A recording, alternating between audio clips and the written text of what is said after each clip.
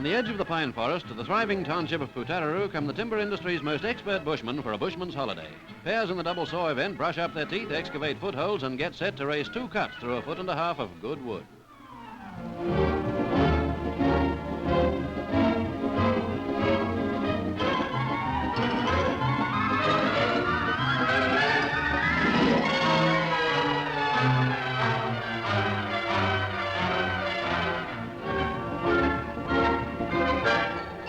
Another pair go into the second slice. Cut above the average, these boys. It's just like rush hour in a sandwich bar.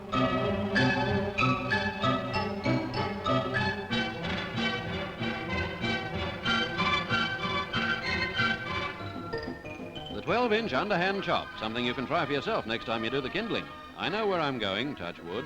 Young George here's the only bushman who shaves with a hatchet. He's too young to shave with an axe. Woodsman, spare that toe.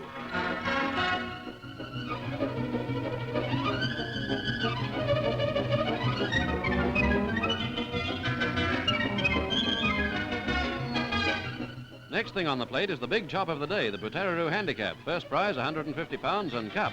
Blades are honed sharp as a bookie's eye. Blocks of knotless pine sized up and nailed down.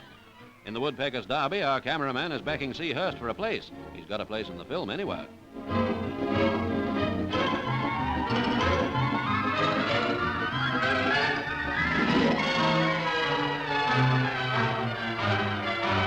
This Saturday afternoon's work is play to the beefy bushman. It's all done for fun, and the prize money.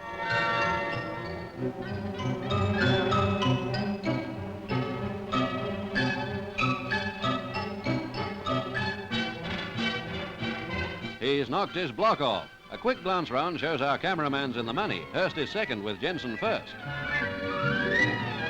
With a true Olympic touch, Jensen tops the event for the 3rd time running. He gets the 150 pounds and the Putaruru Handicap Cup for keeps.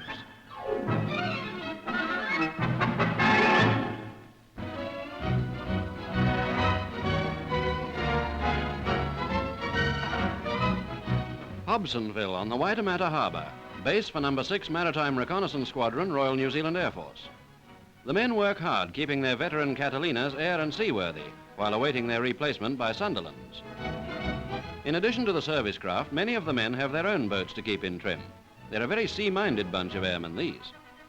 Posted to a station in Fiji, 1,200 miles away up in the Pacific, Warrant Officer Gordon Kell didn't want to part with his boat, which he built himself, so he decided to travel by sea instead of air. He takes his 32-foot sloop Temptress for a trial run before setting out on the long voyage. Next day, after provisions and stores have been taken aboard, they're off on the first leg of the 1,200-mile trip. Boating is in the boom at Hobsonville. In garages and boat sheds around the station, officers and men spend their off-duty hours turning out boats for themselves. Specially designed by a young territorial AC-1, they're easily made and fairly easily paid for. Completely rigged, they cost about £22 each. Some of the men get their boats ready for Auckland's anniversary regatta, the largest one-day regatta in the world. New Zealand's Governor-General, Sir Willoughby Norrie, fires the starting gun, and the A-class keelers practically drift across the start line in a very light breeze.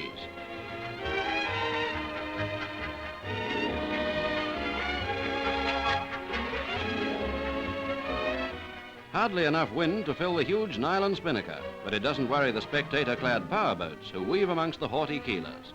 On this day, harbour ferrymasters have a job keeping to schedule, but they enter into the spirit of the day and cheerfully try to keep out of the way.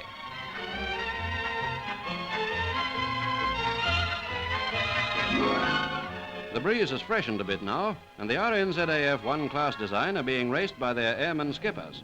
They sail well, and in light weather hold their own with bigger craft. On duty again in the ops room, a crew is being briefed for training flight, a navigation exercise. According to a radio signal, the sloop Temptress is now about 500 miles north of New Zealand. This crew will search for the yacht, a task that calls for expert navigation. Confidence in their success is indicated as they load a canister with some assorted fresh provisions to drop to the yacht.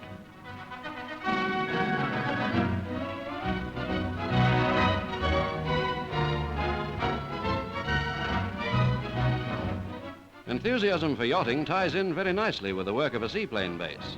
In this instance, providing an excellent opportunity for practicing one of the squadron's main functions, air-sea rescue.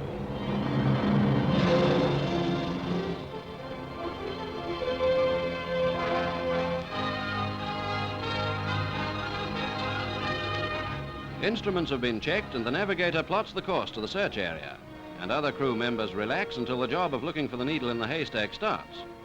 After several hours flying, they reach the center of the search area. In the blister, binoculars are focused on the glaring sea as the pilot takes the plane through a pattern of expanding sweeps.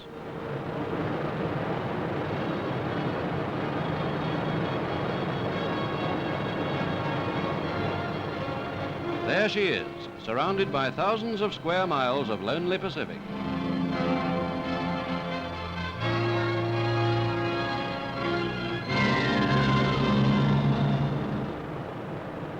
Just the fresh supplies to drop now before turning for home.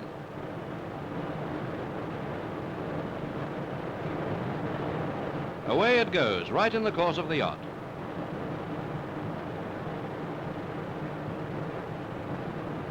The Catalina turns and heads south for base, whilst Temptress noses her lonely way north to the Air Force Station at Lauthala Bay in the Fiji Islands.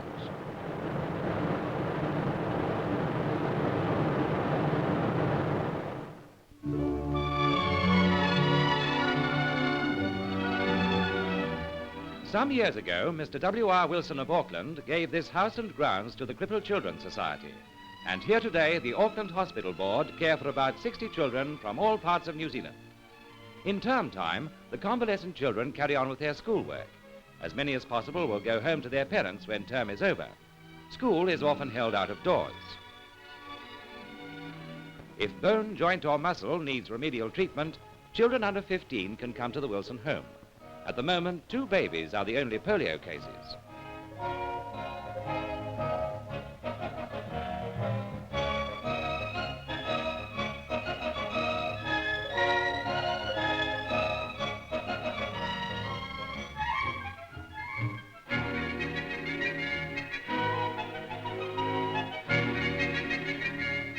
Recently recovered from polio, baby has a refresher course in walking. This seaside home on Rangitoto Channel has all kinds of toys and equipment to help limbs regain their skill. Indoors, there are more devices for getting muscles back into habits of daily living. Varied equipment covering everything from walking to opening cupboards and turning on water taps.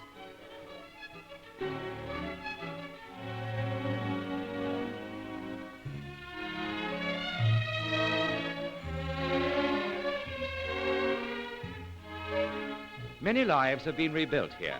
The young Maori boy was almost mortally hurt by a tractor, his life despaired of. Now he's learning to walk again, and the home is proud of him. The more you get well here, the more there is to do. Children don't wait to get rid of their crutches before visiting the beach. A little wave comes in, splashing joy over those furthest out, washing away memories of pain, and bearing hope into the shore. Next week, perhaps, I shall be out there with the others.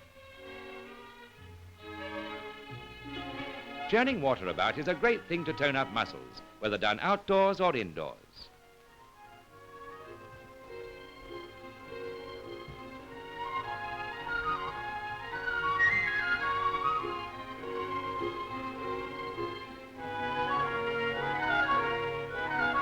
Early to bed is the rule at the Wilson home. There must be rest to balance the day's thought and exercise. Children here, after all, do a double day's work, getting well and growing up, both at the same time. For the children, a day of progress has ended. But outside, over Rangitoto Island, the daylight lingers.